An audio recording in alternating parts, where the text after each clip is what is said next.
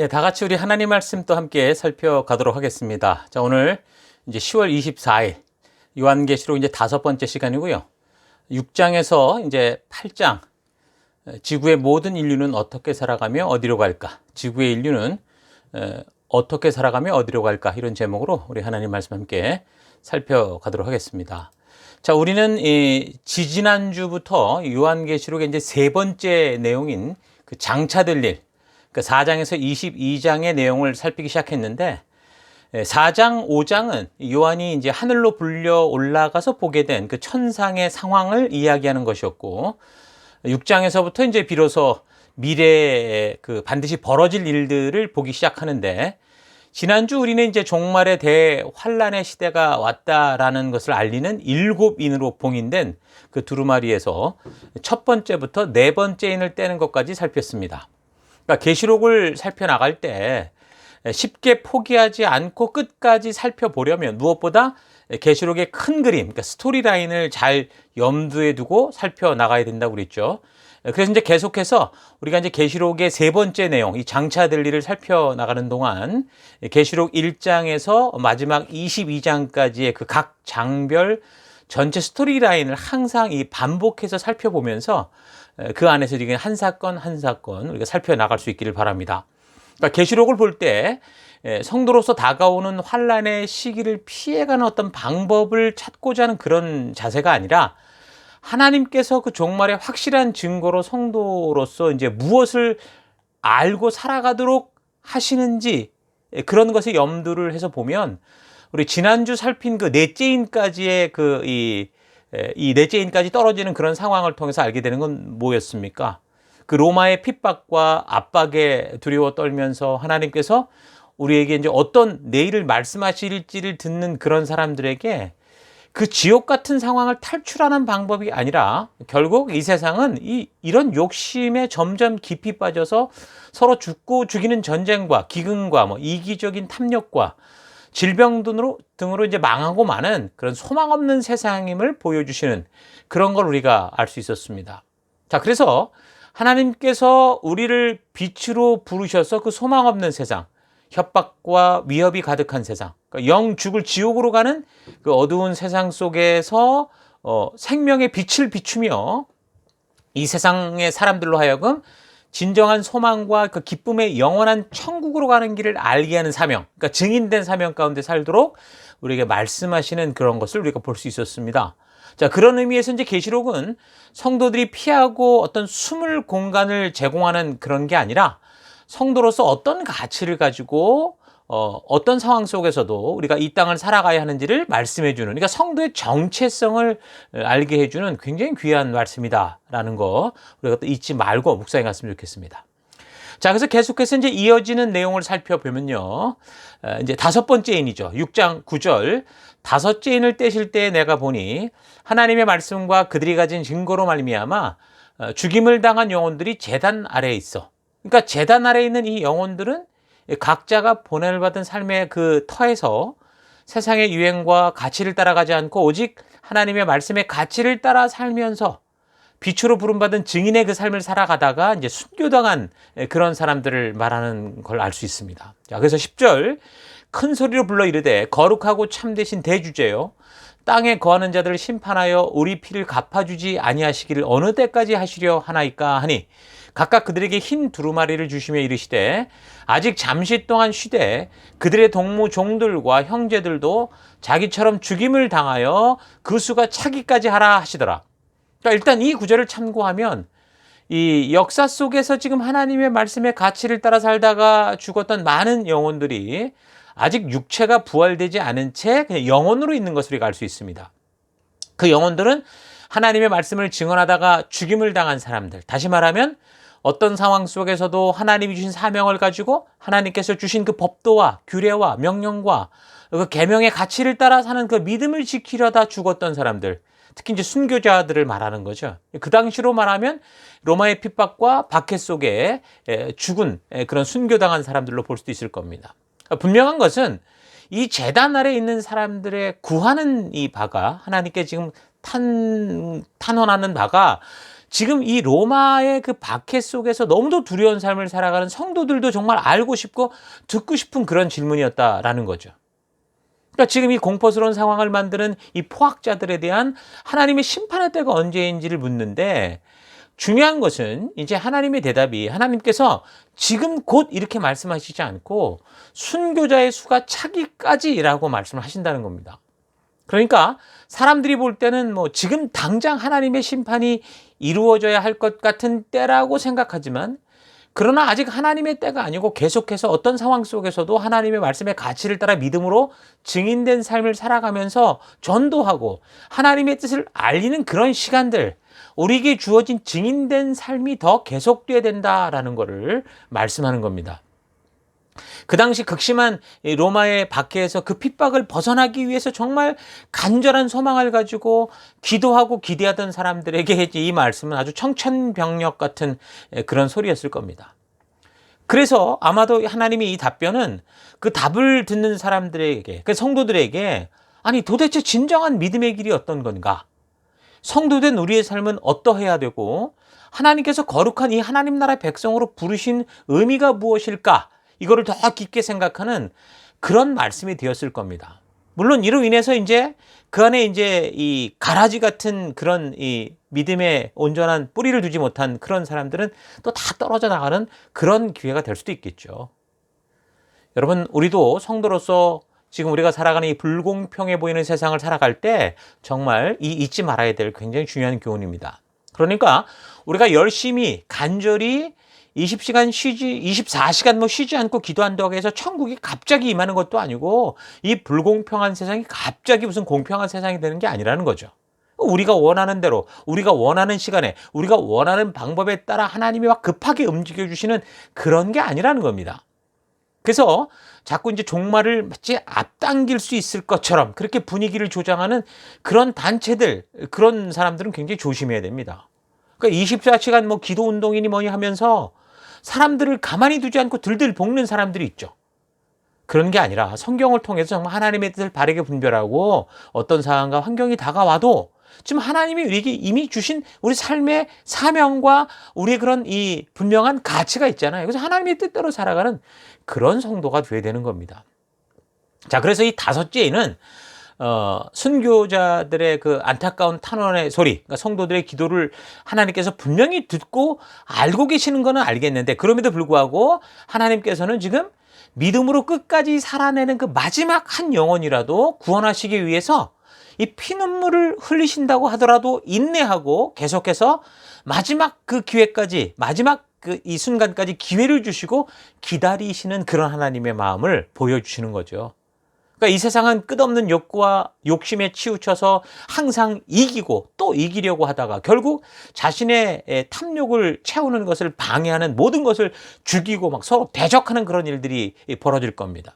그런 세상 속에서 예수님의 이 사랑을 만나 하나님의 진심을 믿고 이 땅에 빛된 사명자로 부름을 받아서 바르게 하나님의 뜻대로 살고자 하는 여러분과 저, 그러니까 성도들은 핍박과 박해 속에서도 오직 진리의 길을 따라 하나님의 진심을 전하는 증인된 삶을 살아가는 것이 바로 성도의 사명이다, 하나님의 뜻이다 라는 것을 분명하게 알 수 있는 그런 말씀인 거죠. 하나님은 분명 믿음으로 살아가는 그 한 사람 한 사람을 분명히 인쳐주시고 그들의 기도를 들으시고 그 영혼을 책임져 주시지만, 뭐 그렇다고 이 땅에서 벌어지는 일들이, 이 급박한 일들이 어떤 사람들의, 어떤 성도들의 뭐 지극정성의 요구와 금식과 기도로 인해서 그때그때 갑자기 뭐 하나님의 뜻이 바뀌어지거나 그렇게 하는 게 아니다. 하나님은 그렇게 일하시는 분이 아니다라는 거 우리가 또 이 사실을 통해 잘 알아야 됩니다.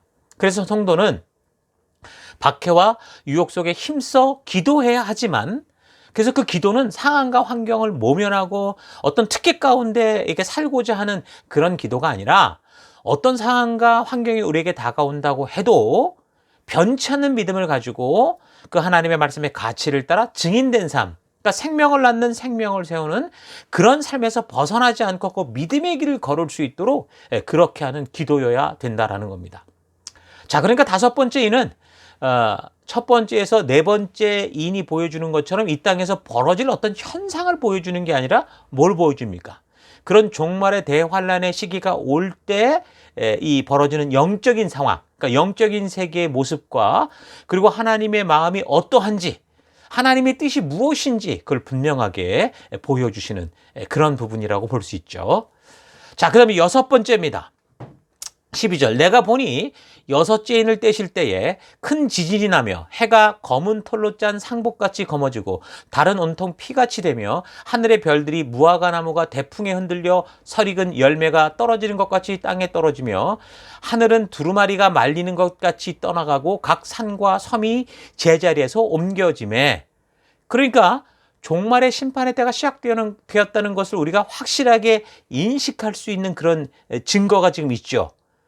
넷째인 같은 경우 이 지구 인구의 4분의 1이 순식간에 죽는 일이 벌어진다고 그랬잖아요. 그러니까 그런 것. 또 그리고 이제 여기 6번째 인을 뗄 때는 우리가 분명히 알 수 있겠죠. 인식할 수 있을 겁니다. 그러니까 6번째 인을 떼니까 큰 지진이 일어나면서 해가 검어지고 달이 피같이 되고 하늘의 별들이 마치 어떤 사람이 나무를 막 일부러 흔들어서 막 떨어뜨리는 그 무수한 낙엽처럼 우리가 서는 땅으로 이게 떨어져서 엄청난 지각 변동이 일어나는 일들이 벌어진다라는 겁니다. 이런 재앙은 인간의 욕심으로 인한 어떤 인위적인 결과를 넘어서 아무리 최고의 과학으로 막으려고 해도 막을 수 없는 그런 자연재해를 말하는 건데요. 그렇다면 이것은 하나님께서 그 욕심스럽게 탐욕의 길을 끝까지 고집하는 세상에 대해 뭔가 강하게 직접 개입하고 있는 상황이다라는 걸 볼 수 있는 거죠. 그러니까 6째 인이 보여주는 것은 지금 로마가 지배하면서 인간의 대표라고 할 수 있는 이 황제가 나서서 지금 성도를 짓밟고 세상을 자기들의 욕심에 따라 막 마음대로 휘저으면서 마치 하나님도 없는 막 가는 세상처럼, 막 나가는 세상처럼 보이지만, 그러나 그 가운데 항상 하나님은 어떻다는 거예요? 하나님의 공의로 이 세상을 정확히 보고 계셔서 결국 하나님의 공의를 따라 분명하게 심판하는 때가 있다는 것을 알려주는 거죠. 그러니까 큰 지진에 대한 경고는 성경 역사 속에서 종말을 알리는 현상 중 하나로 이미 계속 예고가 되어 오고 있었고, 또 그래서 하나님의 형벌의 결과가 바로 이런 천재지변이라는 것을 알려주는 경우가 많죠. 오늘날 우리가 사는 사회 속에서 지금 큰 지진이나 화산 폭발 또는 운석이 지금 지구에 떨어지는 그런 일들이 벌어질 때, 그런 결과로 인해서 세계 곳곳에서 또 여러 나라의 그 산지에 있는 지금 그 핵발전 시설 같은 게 만약에 폭발하고 파괴된다고 한번 생각해 보십시오. 1986년에 구소련 시절 그 우크라이나에 있는 체르노빌 그 원자력 발전소 폭발로 인해서 엄청난 피해를 입었던, 지금까지 그 흔적이 있는 걸 볼 수 있고요. 또 2011년 가까운 일본의 그 후쿠시마에서 이로 인해서 그 원자력 발전소가 폭발하면서 피해를 입은 그 일들이 아직도 심각한 문제를 일으키고 있는 걸 볼 때, 이런 현상들은 정말 아주 심각한 일이 아닐 수 없다라는 거예요.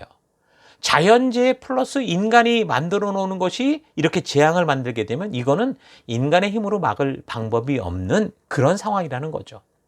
그러니까 자유의지를 가진 인간들이 자기의 욕심을 따라 마음대로 살기 시작할 때 사실 그것을 막을 자가 아무도 없지만, 하나님은 인간들에게 자율적 선택권을 주셨기 때문에 그들이 자기 뜻대로 행한 일에 대한 심판의 주로 인간들을 만나실 것에 대해서, 그러니까 이런 자연으로 인한 재해들을 통해 확실하게 계시하고 알리시는 거죠. 그러니까 하나님이 이런 일을 직접 행하시는 그날은 그 누구도 하나님의 살아계심과 그분으로 말미암는 심판인 것을 부인할 수 없는 날이 분명히 온다라고 말하는 겁니다. 그래서 6장 15절 뭐라고 말합니까? 그러자 땅의 왕들과 고관들과 장군들과 부자들과 세도가들과 노예와 자유인과 모두가 동굴과 산의 바위들 틈에 숨어서 산과 바위를 바라보고 말하였습니다. 우리 위에 무너져 내려서 보좌에 앉으신 분의 얼굴과 어린 양의 진노에서 우리를 숨겨다오. 그들의 큰 진노의 날이 이르렀다. 누가 이것을 버텨낼 수 있겠느냐? 그러니까 그 시대 백성들은 이 로마의 끔찍한 박해를 겪으며 과연 하나님이 살아계신다면 이런 일이 어떻게 벌어질 수 있느냐라는 그런 의문을 품었을 건데, 지금 이런 말씀을 들으면 어떻다는 거예요? 과연 하나님은 확실하게 살아계시고 공의로 모든 것을 지켜보고 계시고 그래서 결국 공정하게 심판하실 거다라는 것을 분명하게 보여주는 것이고 이런 말씀을 전해 들을 때 그 전해 듣는 사람들에게는 그런 하나님의 분명한 심판이 있다는 것을 믿게 되었겠죠. 그러니까 자유의지를 지닌 사람들이 각기 자신의 욕심대로 끝까지 살아가는 이 삶의 결과 하나님이 직접적으로 심판하시는 일은 이미 과거 역사 속에서도 우리가 충분히 볼 수 있었습니다. 일단 큰 사건으로 보면 첫째, 노아의 홍수가 그 증거죠. 아담으로 시작된 온 인류가 결국 모두 죽음으로 떨어지고 만 것은 이건 너무도 분명한 하나님의 직접적인 심판의 개입이었습니다.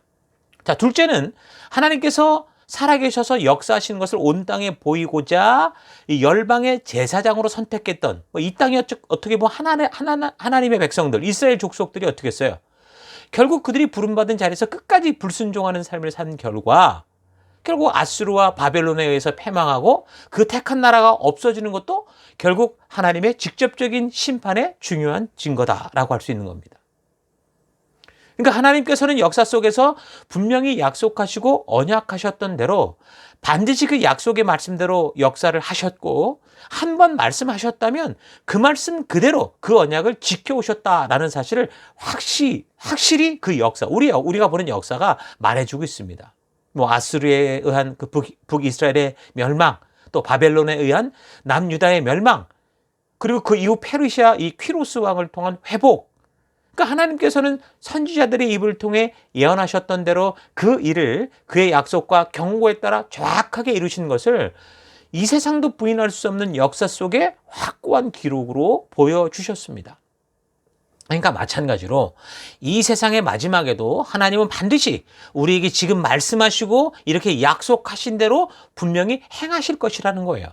그래서 우리는 예수님의 재림의 때를 잘 분별할 수 있도록 이 사도 요한을 통해 그 마지막 날에 대한 이 말씀을 주신 이 계시록을 우리가 바르고 온전하게 알아야 된다라는 겁니다. 자, 아시겠죠? 자, 여기까지 정리를 하면 자, 첫째 그 4개의 인을 볼 때 이 장차 계속되는 세상은 욕심에 가득 찬 이 사람들의 이기적인 욕구를 따라 흘러가겠지만 그래서 사람들은 저들의 삶에서 벌어지는 하나님이 없는 것 같아 보이는 이 세상으로 인해서 의심하고 불안해할 수 있어도 그런데 5째 인부터 볼 때 어땠습니까? 하나님은 그가 이미 말씀하신 그 말씀대로 이 세상을 분명히 지켜보고 계시고 공의로 그리고 성도들의 외침을 다 듣고 계시고 우리와 함께 하신 것을 볼 수 있었습니다. 그러나 더불어서 하나님은 한 영혼이라도 더 구원하시기 위해서 끝까지 애쓰고 계신 것을 우리가 볼 수 있었는데 뭐 그렇다고 그렇게 늘 용서만 하고 그냥 영원히 그렇게 흘러가는 게 아니라 6번째 인을 볼 때 어떻다라는 거예요. 하나님은 결국 그 약속을 따라 공의로 이 세상을 공평하게 심판하시는 분이 될 것이다 라는 것을 분명하게 보여주는 내용입니다. 자, 이에 대한 확고한 증거는 이제 7 나팔을 불기 전에 또 계속되는 내용을 보면 분명하게 나타나는데요. 그래서 이런 하나님의 공의가 나타나기 시작할 때 온 세상은 보좌에 앉으신 분의 얼굴과 어린 양의 진노에서 우리를 숨겨다오라고 고백할 수밖에 없는 정말 진정한 그 무서운 종말의 날이 확실하게 올 것을 분명히 하나님은 보여주고 있는 겁니다. 자, 온 세상의 모든 사람들이 깨달을 정도가 되면 그때까지 세상의 잠에 취해서 물질주의, 향락주의, 신비주의에 빠져 흐느적거리던 신자들, 성도들에게도 강력한 회개의 울림이 되겠죠. 신랑을 기다리던 그 10처녀 다 졸았거든요. 다 졸았는데 그런데 그중에 5처녀는 이런 현상들을 보고 말씀을 온전히 알았기에 그런 현상을 해서 준비하고 깨어나는 것을 우리가 분명히 복음서를 통해 봤습니다. 그런데 계속되는 이 7 나팔 그리고 이어지는 이제 7 대접의 그 내용들을 쭉 읽어가면서 보면 놀랍고 무서운 장면이 나오는데 그게 뭐냐면 그렇게 깨어날 수 있도록 분명하게 하나님이 말씀하심에도 불구하고 하나님을 대적하고 믿지 않는 사람들이 계속 회개하지 않고 있다는 사실입니다. 그러니까 죄를 짓는 삶, 세상을 즐기는 삶을 살다 보면 어떻다라는 거예요. 우리의 양심, 하나님이 말씀하실 수 있는 우리 이 마음의 통로, 양심이 자꾸 확 맞은 모습이 돼서 나중에는 너무도 하나님이 약속하신 그 확실한 증거가 이 세상에 드러나고 있는데도 이미 그런 것을 깨달을 수 있는 기능이 욕심과 탐욕에 중독이 돼서 작동하지 못하는 것을 볼 수 있습니다. 이런 모습은 이미 예수님께서도 그 종말의 모습에 대해서 말씀해 주실 때 분명하게 우리에게 알게 해주신 겁니다. 마태복음 24장 37절. 노아의 때와 같이 인자가 올 때에도 그러할 것이다. 지금 우리가 살피는 바로 이때를 말하는 거죠. 홍수 이전 시대에 노아가 방주에 들어가는 날까지 사람들은 먹고 마시고 장가가고 시집가며 지냈다. 홍수가 나서 그들을 모두 휩쓸어 가기까지 그들은 아무것도 알지 못하였다. 인자가 올 때에도 그러할 것이다. 그러니까 예수님이 오실 때를 급박하게 알리는 이런 일곱 인과 일곱 나팔이 하나씩 불려지고 보여지고 그런 극심한 어려움이 발생함에도 불구하고 어떻다라는 거예요. 하나님이 말씀하시는 수 있는 이 양심의 화인을 맡다 보니까 결국 끝까지 하나님을 대적하고 욕하는 사람들이 있는 것을 알 수 있는데, 마치 그거는 이집트 그 출애굽 당시 그 바로왕이 그랬잖아요. 하나님의 10가지 너무도 분명한 재앙이 쏟아 부어지는데도 어떻게 했어요? 끝까지 그 고통과 어려움이 그를 회개하기는커녕 오히려 악에 바쳐서 하나님께 덤벼들고 이스라엘 백성들을 다 죽이려고 하는 그런 것과 같은, 그게 이제 말세의 모습이라는 거죠. 그러니까 그 사람들이 무슨 기적과 뭐 하나님의 진노를 보면 회개할 수 있을 것 같다라는 건 착각입니다. 우리가 이 전도를 할 때도 뭔가 굉장한 기적이 나타나고 막 이런 걸 보면 사람들이 변할 것 같다고 생각을 하는데 절대 그렇지 않습니다. 오직 예수님의 사랑, 그 사랑만이 이 사람의 마음을 열 수 있는 겁니다. 그리고 오직 우리 하나님의 말씀, 그 말씀만이 오직 사람들을 변화시킬 수 있는 거예요. 자, 그러면 이제 6째인을 통해서 이 세상에 하나님도 없이 막 나가는 것 같아 보여도 결국 하나님의 심판은 반드시 임하신다라는 것을 알게 되었는데, 그렇다면 하나님께서는 이렇게 세상이 자기 마음대로 막 흘러가는 동안 아무것도 하지 않으시고 그냥 마지막 날 심판의 날만 손꼽아 기다리고 계시는가? 여러분, 절대 그렇지 않습니다.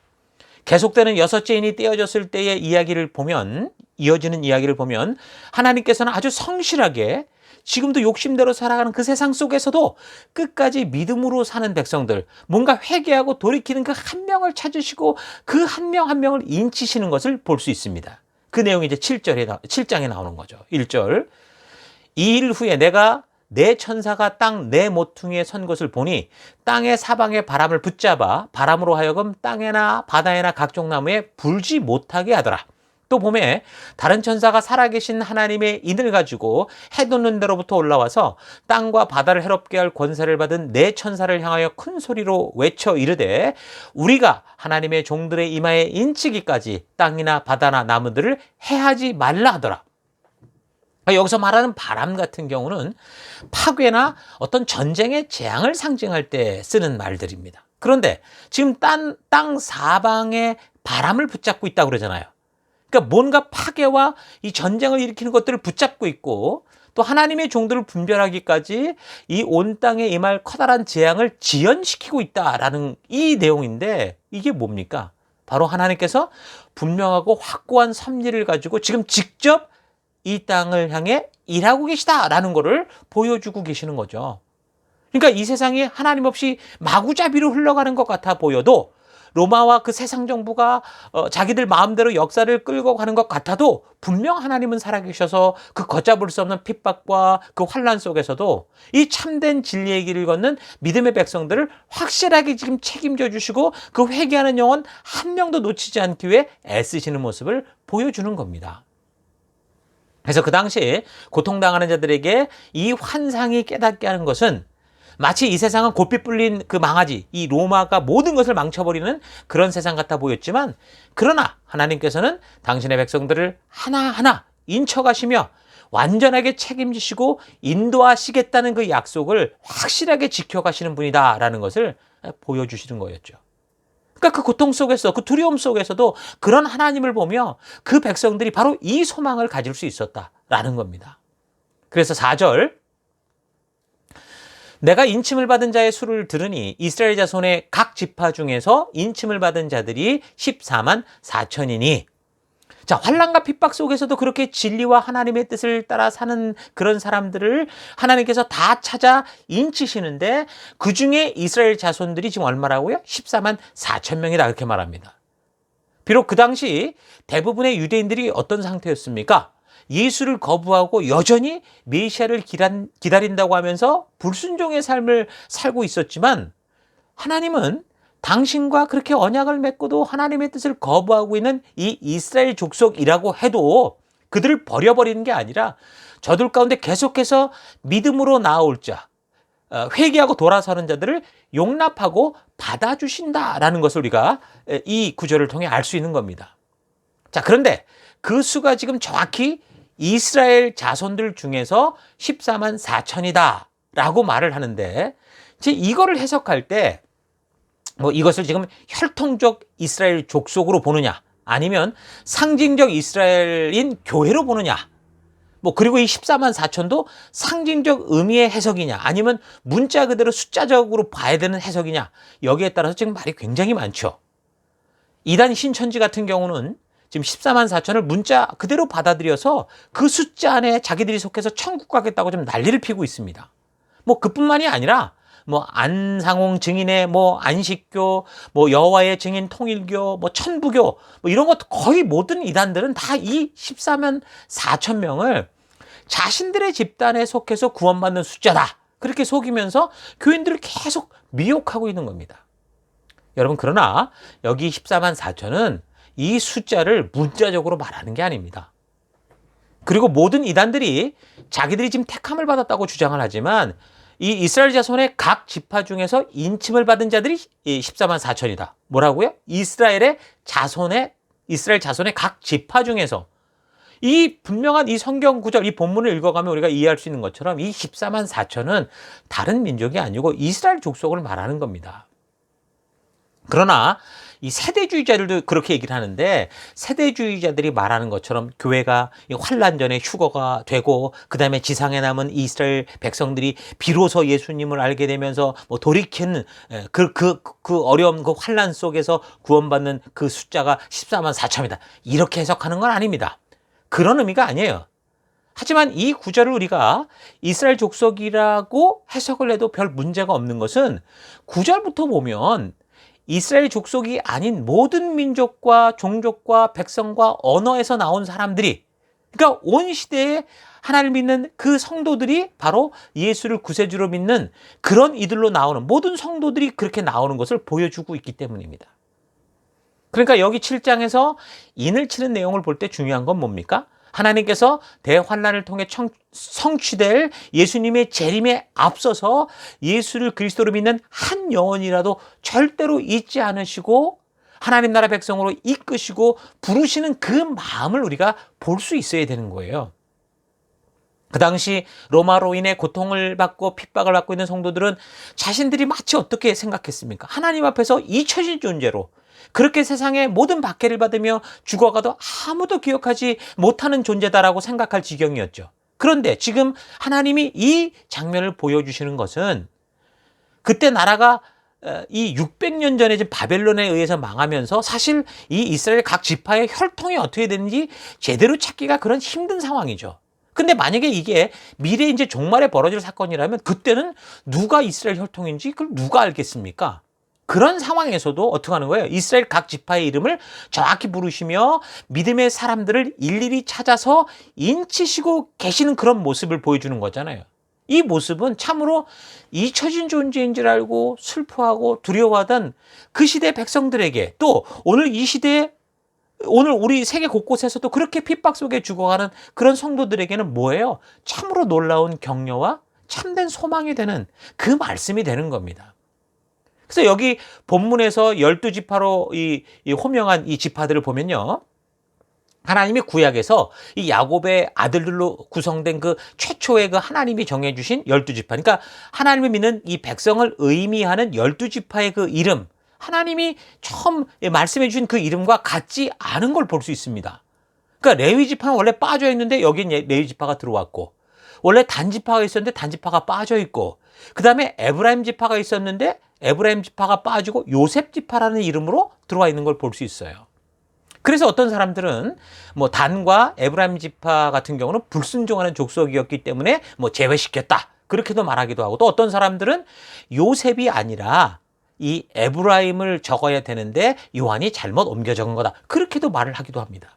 여러분, 그러나 분명한 것은 하나님께서 이렇게 중요한 일들을 계시하시는데 처음 당신이 직접 정해주신 그 12지파가 어떤 지파인지 까먹어서 어떤 지파는 빼고 또 어떤 제외했던 지파는 또 집어넣고 그렇게 하시지 않는다는 거죠. 그렇다면 우리가 성경대로 믿는 입장에서 해석해 볼 때 이스라엘 족속 중에 14만 4천이라는 것은 하나님의 전달 실수이거나 또는 요한의 기록 실수가 아니라 하나님이 약속한 대로 바른 믿음으로 사는 한 영혼도 놓치지 않는 아주 정확한 하나님의 뜻이, 하나님의 그 약속이 실천되어지는 것을 담긴, 하나님의 의지가 담긴 것을 보여주는 거라고 할 수 있습니다. 그러니까 하나님은 이름도 없이 빛도 없이 믿음 때문에 지금 세상의 박해로 죽어가는 그 한 사람 한 사람, 예수를 그리스도 믿기에 하나님 나라의 법도대로 믿음 따라 살다가 고통당하는 새 언약의 백성들 한 명도 빠짐없이 당신의 약속대로 실수 없이 정확하게 인치시고 보호하시고 당신께로 이끌고 계시다라는 사실을 알게 하는 겁니다.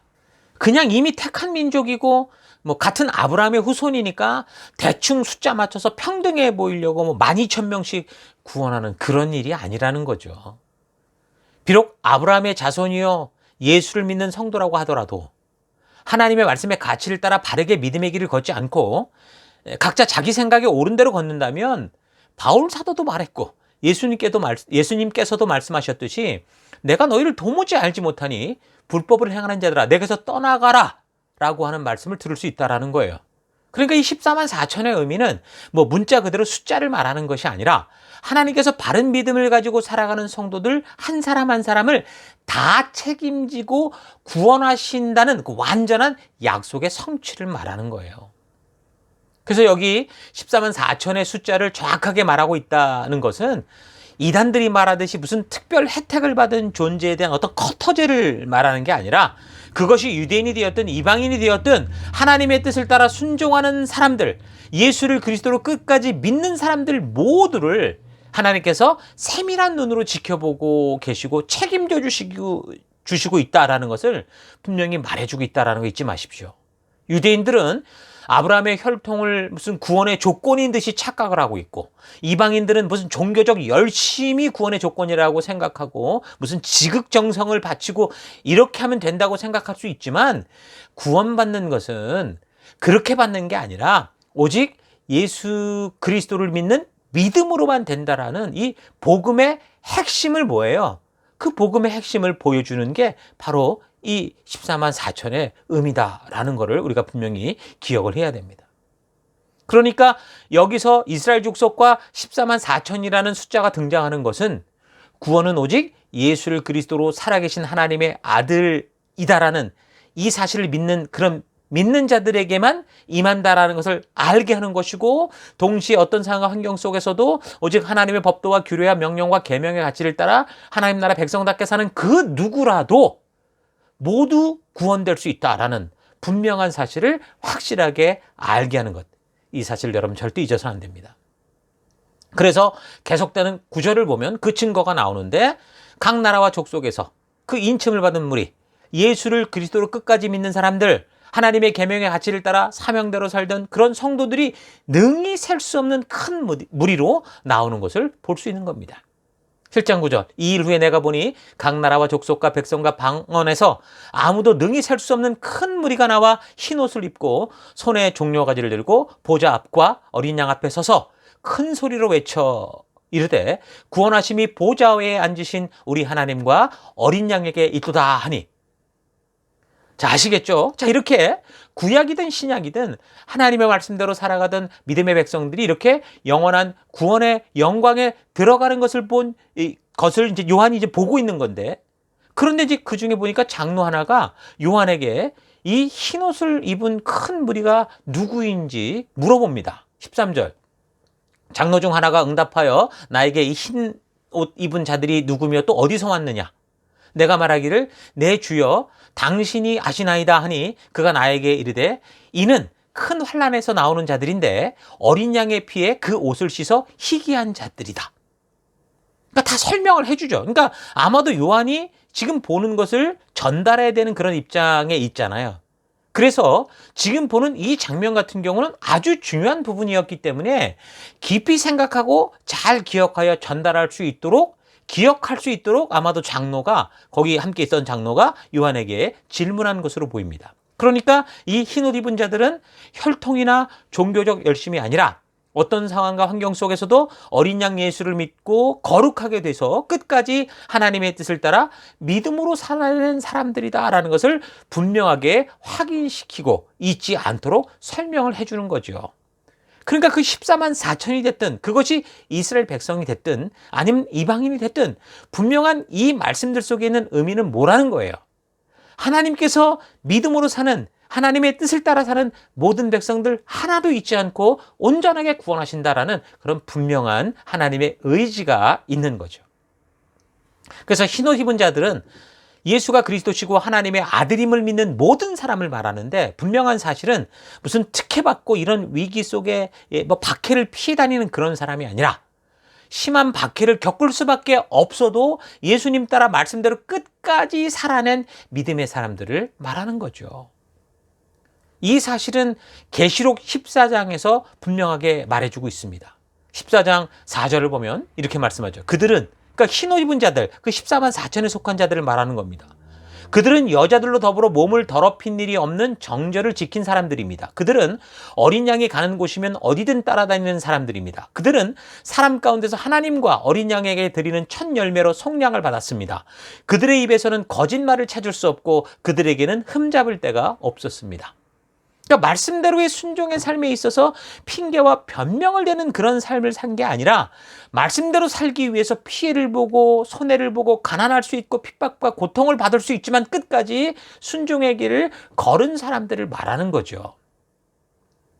그러니까 7장에서 말하는 14만 4천은 유대인이라는 어떤 이스라엘 족속을 가리키면서 하나님이 그 한 사람 한 사람을 분명히 찾아내는 의미로, 절대 믿는 사람을 놓지 않겠다는 의미로 말한 것처럼 이 14장에서의 말하는 14만 4천은 그런 모든 그 의미를 포함하는 거라고 볼 수 있습니다.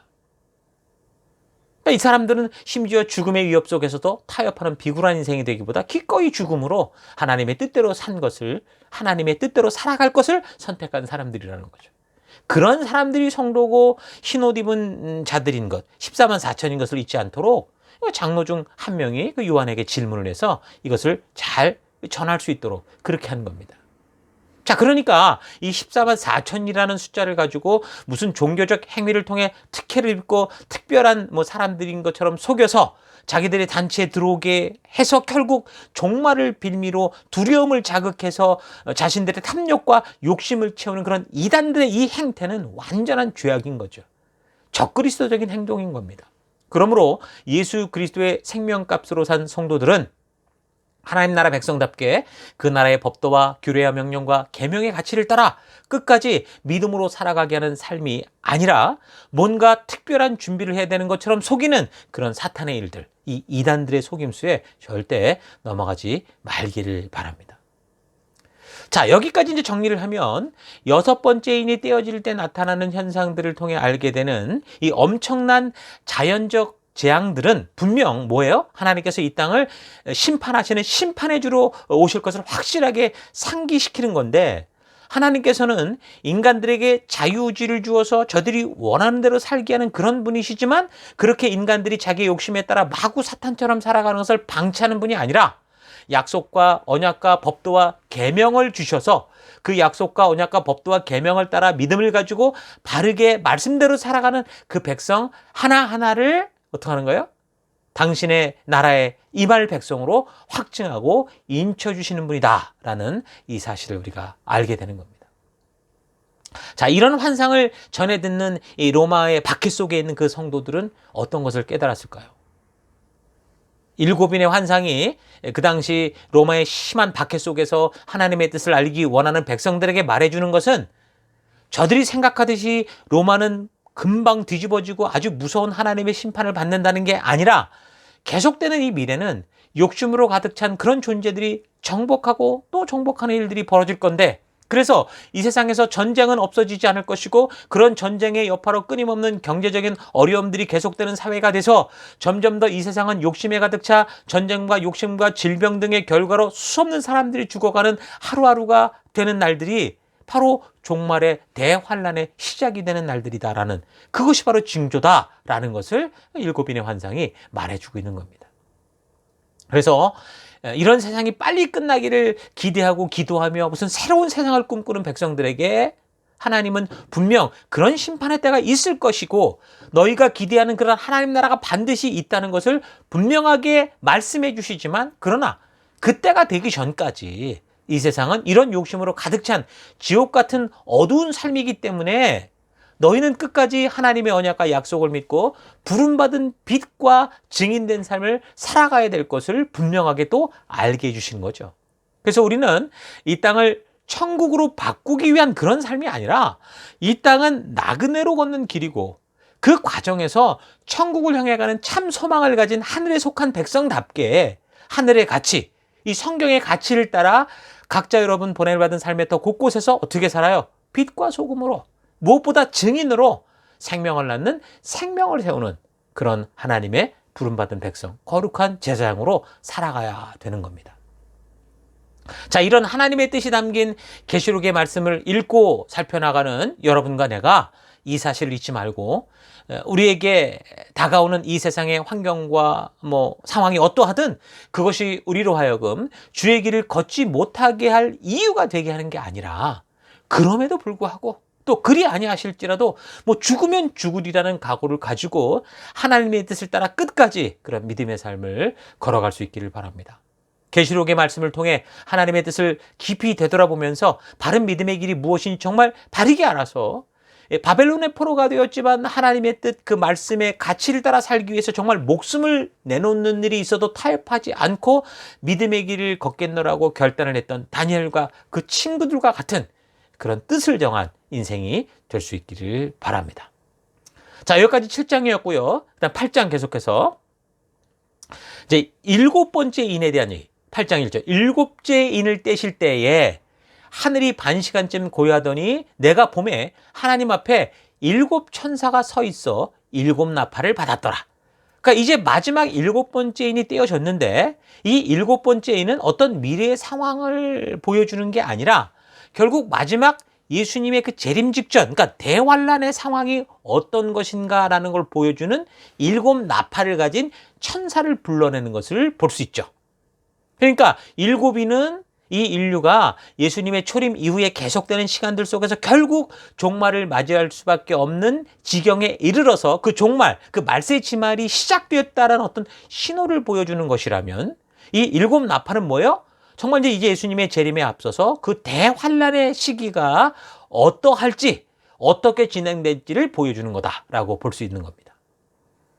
인류의 역사 속에서 하나님을 믿고 그 뜻대로 살려고 하던 믿음의 사람들이 이 세상의 박해와 핍박과 억울함과 고통 속에서 드리던 기도, 그 다섯 번째 인이었죠. 그것이 지금 하나님 앞에 올라가서 결국 하나님께서 그의 공의로 심판하시기 전에 지금 대환란의 시기가 이제 일곱 나팔을 통해 시작되는 겁니다. 그러나 그럼에도 불구하고 하나님은 이런 일들을 통해 인류를 다 심판하여 쓸어버리려고 하시는 게 아니라, 그래도 공의로 심판하실 수밖에 없는 그런 일곱 나팔을 하나씩 부는 중에도 불순종을 고집하는 사람들에게 마지막 경고, 마지막 호소를 하시면서 끝까지 그 한 영혼이라도 돌이키기 위해서 애쓰는 그런 모습을 여러분, 이 일곱 나팔이 벌어지는 가운데도 볼 수 있게 될 겁니다. 우리는 계시록을 통해서 바로 이런 하나님의 마음, 이런 하나님의 의도, 하나님의 사랑을 볼 수 있어야 되는 거예요. 하나님의 사랑은 한 영혼을 너무도 소중하게 여기시고 저들을 꼭 구원하기 원하시는 그런 사랑입니다. 그냥 귀찮아서 대충 때우는 그런 사랑이 아니라 한 영혼이라도 절대로 놓치지 않으시려고 안간힘을 쓰시는 열심히 있는 하나님이시죠. 여러분이 이 계시록을 살펴가면서 다른 어떤 종말의 사건도 우리가 알아야 되지만, 무엇보다 이런 하나님의 진실한 뜻, 이런 와중에도 그 한 영혼 한 영혼을 찾으시는 그 하나님의 깊은 사랑을 만날 수 있기를 바랍니다. 계속해서 3절. 또 다른 천사가 와서 금향료를 들고 제단에 섰습니다. 그는 모든 성도의 기도에 향을 더해서 보좌 앞 금제단에 드리려고 많은 향을 받았습니다. 그래서 향의 연기가 성도들의 기도와 함께 천사의 손으로부터 하나님 앞으로 올라갔습니다. 그 뒤에 그 천사가 향로를 가져다가 거기에 제단불을 가득 채워서 땅에 던지니 천둥과 요란한 소리와 번개와 지진이 일어났습니다. 그러니까 우리는 우리의 때, 내가 원하는 때, 내가 생각하는 대로 이루어지기를 원하지만 이 8장을 통해 볼 때 어떻습니까? 하나님은 사람들이 원하는 때, 우리가 이때라고 생각하는 그 때가 아닌 하나님의 때에 그동안 분명하게 우리에게 경고하시고 약속하셨던 그대로 행하시는 분이다라는 걸 우리가 알 수 있습니다. 여기 8장에 7잼이 떼어지면서 7나팔이 나와서 보여주는 현상들은 대환란이 어떤 상황인지를 보여주므로 더 분명하고 확실하게 예수님의 재림의 때가 다가왔다라는 것을 알리는 징조이거든요. 그 당시 성도들은 계속되는 7인의 환상을 보면서 자기들의 기대대로 결국 이 당장 로마가 뒤집어지고 예수님의 재림이 있는 게 아니라 성도된 우리는 어떤 상황과 환경을 만난다고 하더라도 그 세상과 타협하지 않고 하나님의 백성답게 끝까지 그 어둠 속에 빛을 비추는 삶을 살아가는 것이 성도의 사명이다라는 것을 알게 되었을 겁니다. 그러나 6째인의 징조를 통해서는 하나님의 분명한 심판의 때가 있다는 것도 분명히 확실히 알게 되었는데, 그렇다면 바로 그때를 알 수 있는 게 무엇일까 궁금했겠죠. 그래서 이어져 나오는 이야기가 바로 7나팔의 이야기고, 그 다음에 또 이어져 가는 얘기가 7대접의 이야기가 되는 겁니다. 그래서 이 7인과 7나팔, 7대접은 시간상 연속적인 사건들이라 이렇게 보기도 하고요. 또 3번이나 같은 것을 반복적으로 보여줘서 전하려고 하는 것을 강조하기 위해서 같은 사건을 다른 각도에서 반복적으로 말하는 거다, 그렇게 보는 사람들도 있습니다. 그러나 우리는 지금까지 우리가 이 내용을 살핀 것을 토대로 볼 때 7인과 7나팔, 그리고 이제 이어지는 7대접의 이야기는 종말의 시간적 순서라고 보죠. 그래서 7인은 교회 시대 끝에 하나님의 심판의 날이 다가오는 그 시작을 알리는 징조를 보여주는 것이고, 7나팔은 이제 정말 하나님의 심판이 시작되었다는 그 대환란을 알게 하는 그런 징조로 보는 겁니다. 그래서 온 인류가 마지막을 향해 가는 이 나팔을 하나하나 불게 되는데 마지막 7번째 나팔이 불려질 때 이것이 이제 성경 곳곳에서 지금 이 예언이 되어 있었거든요. 경고되었듯이 우리 주 예수님의 재림을 알리는 나팔이 돼서 하나님이 그 인치신 자들을 이제 구별하는 일들, 휴거의 일들이 벌어지고, 또 남아있는 자들은 끝까지 하나님을 대적하며 불순종의 길을 고집함으로 말미암아 결국 여전히 생명의 길을 거절하는 그런 사람들에게 하나님의 진노가 쏟아지는 것, 그게 바로 7대접의 이야기인 겁니다. 그런데 이 7대접의 노를 쏟으실 때는 그냥 이 땅에 이제 남은 가라지밖에 없잖아요. 그러니까 불순종을 끝까지 고집하는 사람들만 남았기 때문에 그냥 한 번에 그냥 진노를 다 쏟아부어서 그냥 순식간에 진멸하셔도 되는데, 지금 보면 어떻게 해요? 또다시 이 7번에 걸쳐서 대접을 부으시는 것을 볼 수 있습니다. 이걸 어떻게 해석해야 됩니까? 이것 또한 하나님은 여전히 그런 마지막 중에 마지막까지 회개하고 생명의 길로 나올 수 있는 기회를 주시고 있다, 그런 하나님의 안타까운 사랑의 마음이 그 안에 있다는 걸 볼 수 있는 겁니다. 그래서 계시록을 이렇게 잘 보면요, 정말 복음 전도의 진짜가 뭔가, 어떻게 하는 건가, 어떤 마음인가라는 것을 분명하게 보여주는 완벽한 복음서도 같은 것을 우리가 볼 수 있는 거죠.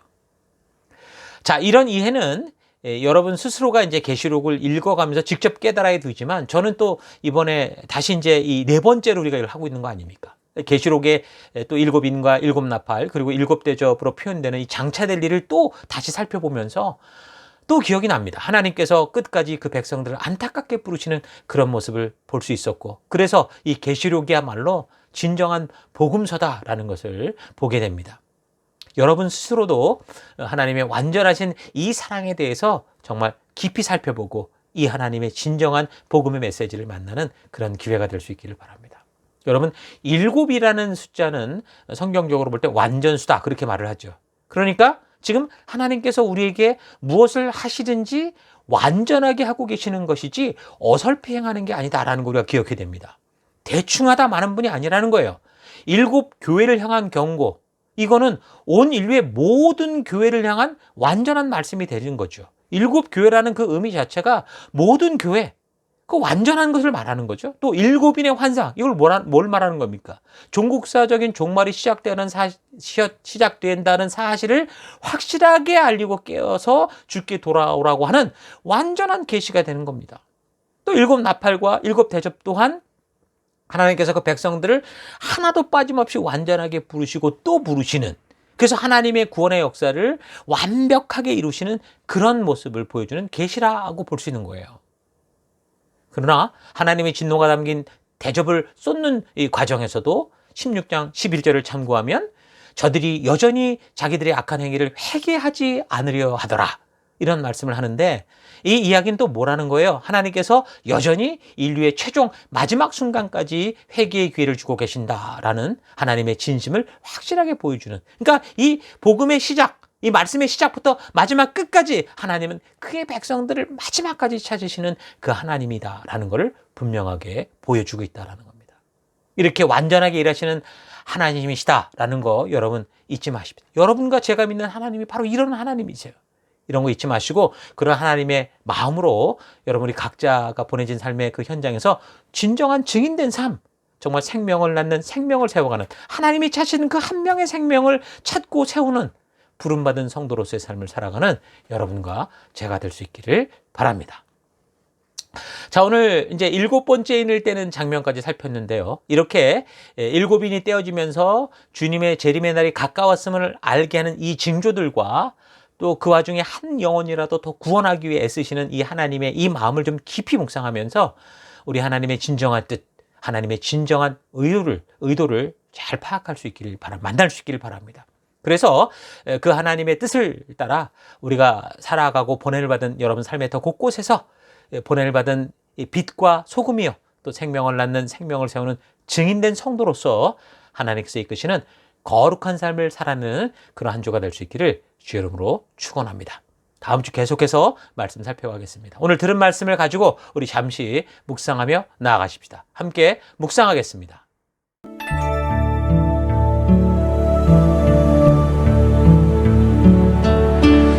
우리는 7인의 환상을 통해 이 세상에는 소망이 없다는 것을 확실하게 깨달아야 됩니다. 아무리 여러 모양으로 잘 나가는 것 같아 보여도 이 욕심의 뿌리를 두고 나의 만족과 유익을 위해서 살아가는 이 세상은 소망이 없습니다. 욕심 때문에 에덴 동산을 거절했던 인간들은 이 세상은 결국 마지막 지옥에 이르기까지 결코 거룩하고 순결한 삶으로 돌아가지 않을 것입니다. 하나님은 눈물을 흘리시며 부르시고 선지자를 보내시고 사도를 보내시고 심지어 당신의 아들까지 보내셨는데, 인간들은 그 아들 예수를 죽이면 자기들이 세상이 될 것처럼 예수를 십자가에 못 박아 죽였습니다. 오늘날 수많은 사람들이 자기의 욕심대로 살기 위해 여전히 예수님을 십자가에 못 박고 있죠. 나 또한 그런 욕심을 따라 예수님을 외면하고 그 말씀을 무시하며 결국 영원한 지옥의 길을 고집하고 있지는 않은지 여러분 깊이 되돌아보십시다. 하나님은 모든 생명 하나하나 한 생명도 빠짐없이 죽음의 길에서 나오도록 생명의 길을 전하셨고, 이 세상의 마지막 파멸 직전까지 끝까지 포기하지 않고 부르시는 그 영혼을 부르시는 하나님이십니다. 그래서 우리는 이 계시록의 편지를 통해 이런 하나님의 열심을 보아야 되고 그 진심을 만나야 됩니다. 하나님은 이렇게 불공평해 보이는 세상 속에서도 하나님의 약속을 따라 살아가는 백성들을 살피시고 인쳐주시는 일을 하십니다. 그리고 반드시 공의로 심판해 주실 것입니다. 그래서 우리는 이 땅을 살아갈 때 절대 이 땅에 미련 두지 마시고 이 땅에서 우리를 부르신, 우리가 나아갈 사명을 받은 자로서 귀하게 빛과 소금답게 열방의 제사장답게 거룩하게 구별된 삶을 살아가는 그런 여러분과 제가 되기를 축원합니다. 이 시간 우리 들은 말씀을 가지고 잠시 함께 기도하기 원하는 것은, 첫째, 하나님의 품을 떠난 이 세상은 결국 파멸로 치닫는 길을 간다는 사실을 온 인류 역사를 통해 말씀해 주시고 전하여 주시는데, 마치 이 세상의 모든 것인 것처럼 살아오는 것을 회개합니다. 그럼 회개하시고요. 두 번째, 하나님 이 소망 없는 세상에 미련 두지 않고 이 땅에 보낼받은 자로서의 생명 낳는 생명을 세우는 이 영적인 아비요 증인된 사명의 길을 믿음으로 걷는 내가 되기 원합니다. 결단하며 기도하시고요. 또 마지막으로 하나님, 소망 없는 세상에 참된 희망의 복음을 전하는 파수꾼의 삶을 게을리하지 않으며 오직 주의 사랑에 매여 천국을 향한 믿음의 길을 기쁨으로 걷는 하루하루 되기 원합니다. 그 길로 함께하여 주옵소서. 우리 다 같이 한 1분간 함께 기도하겠습니다. 기도하십시다.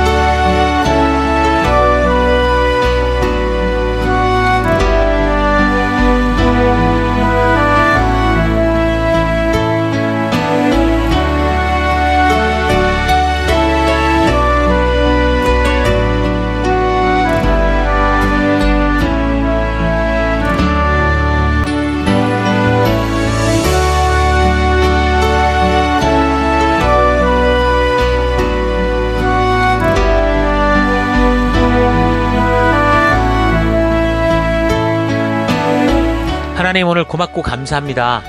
오늘 우리가 일곱인을 떼는 그런 상황들을 보면서 참으로 하나님의 품을 떠난 이 세상은 결국 파멸로 치닫는 그런 길이다라는 거 우리가 늘 기억하길 바라고, 하나님, 그래서 우리를 부르신 생명의 길을 떠나지 않는 우리가 되길 원합니다. 그런데 하나님이 부르신 분명한 길이 있음에도 하나님, 마치 이 세상이 모든 것인 것처럼 그렇게 살아왔던 게으른 삶, 나태한 삶들을 회개합니다. 하나님, 소망 없는 세상에 절대 미련두지 않고 이 땅을 살아갈 때 정말 보냄받은 자로서 하나님, 생명을 낳는 생명을 세우는 영적인 아비요 또 증인이요, 하나님 정말 거룩한 나라로서 이 믿음의 길을 걷는 우리가 되기 원합니다. 소망 없는 세상에 참된 희망의 복음을 전하는 그런 부름받은 파수꾼의 삶, 열방의 제사장된 삶을 게을리하지 않으며 오직 주의 사랑에 매여 천국을 향한 이 믿음의 길을 기쁨으로 걷고 이 어둠 속의 빛으로 모든 백성들이 주께로 나아갈 바를 알게 하는 거룩한 하루하루의 삶 살기 원합니다. 그 길로 이끄시고 인도하신 하나님 감사드리고 예수님 이름으로 기도했습니다. 아멘.